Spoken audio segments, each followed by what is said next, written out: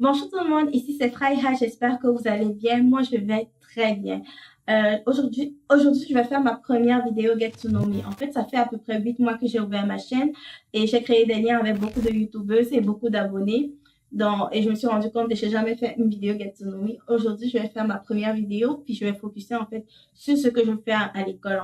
D'autant plus que ma profession, c'est une profession qui n'est pas très connue. No matter what my avenue, the only thing I hope and pray is that it will lead me to you. Amen, hallelujah. Yeah. En fait, je suis étudiante en optométrie. L'optométrie au niveau académique, c'est un doctorat de premier cycle qui inclut 5 années à l'université. Dans ces années-là, il y a une année préparatoire où on voit la santé du corps en général et 4 années en fait de doctorat en optométrie. Puis la dernière année, il n'y a que des stages. En fait, en ce moment, moi, je suis en dernière année. L'optométrie n'est pas répandue partout dans le monde. Certains pays ont cette profession-là, incluant Canada, États-Unis, Australie, puis le Nigeria en Afrique. Ici au Canada, il y a 2 universités qui offrent ce programme, l'Université de Montréal et l'Université de Waterloo. Moi, je suis à l'Université de Montréal en optométrie. L'optométrie vient des racines grecques opsis, puis métron. Opsis veut dire vue, puis métron veut dire mesurer. Qu'est-ce qu'un optométriste fait en fait? Il mesure la vision sur tous ses aspects. L'optométriste, c'est donc le spécialiste de première ligne par rapport à la vision et à l'œil en général.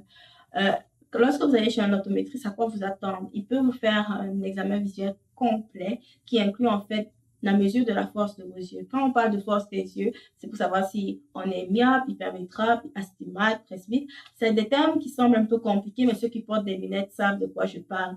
En fait, il mesure la force de vos yeux, puis ensuite il vous prescrit des lunettes, des verres de contact, afin que vous puissiez voir net, et non flou.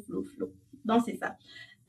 Et il y a une nouvelle technologie qui existe maintenant, c'est qu'on peut contrôler l'évolution de la myopie avec les appareils intelligents, les ordinateurs, les télévisions qui sont très en vogue à notre siècle, le 21e siècle, là. Puis les enfants s'y mettent très tôt. Ça peut affecter en fait le système visuel et tout.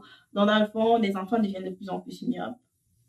C'est fait en sorte qu'il faut contrôler ça. C'est pour ça que c'est important en fait de faire le premier examen visuel de l'enfant le plus tôt possible. Donc, on recommande de le faire à 6 mois. C'est important que l'enfant apprenne à sortir régulièrement à l'extérieur pour éviter d'avoir une force trop forte en fait des yeux. Donc, c'est important de sortir à l'extérieur. Puis, un autre volet de l'optométrie, c'est le volet le moins connu, c'est en fait la santé des yeux. L'optométriste est capable de prescrire des médicaments pour certaines maladies oculaires, de suivre certaines conditions oculaires. Donc, pour cela, il travaille conjointement avec l'ophtalmologiste.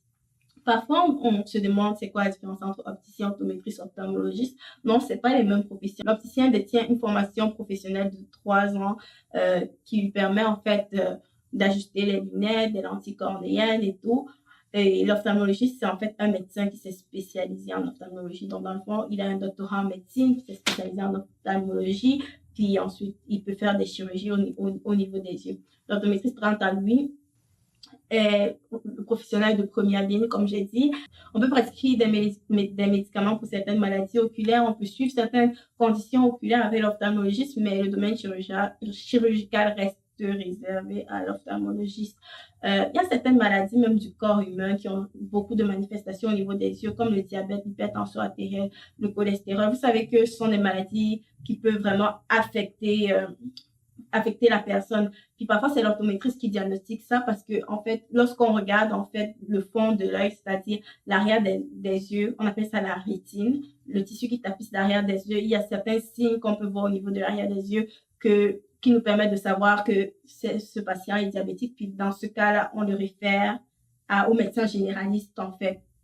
Donc, on travaille en fait conjointement avec tous les professionnels de la santé pour permettre aux patients d'être suivis le mieux possible.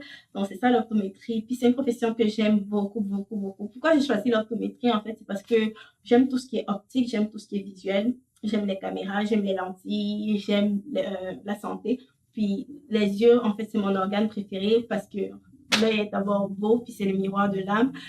Puis, je ne peux jamais me fatiguer de voir plusieurs yeux durant la journée. On apprend chaque jour. Donc, c'est ça, les yeux sont magnifiques.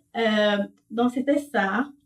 Je voulais un peu vous parler de ma profession. Si vous avez d'autres questions par rapport à ma profession ou bien par rapport à n'importe quoi, vous pouvez mettre en commentaire ou m'envoyer un email.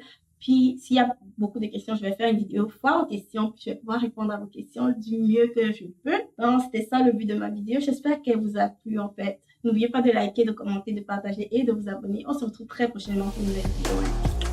À tous.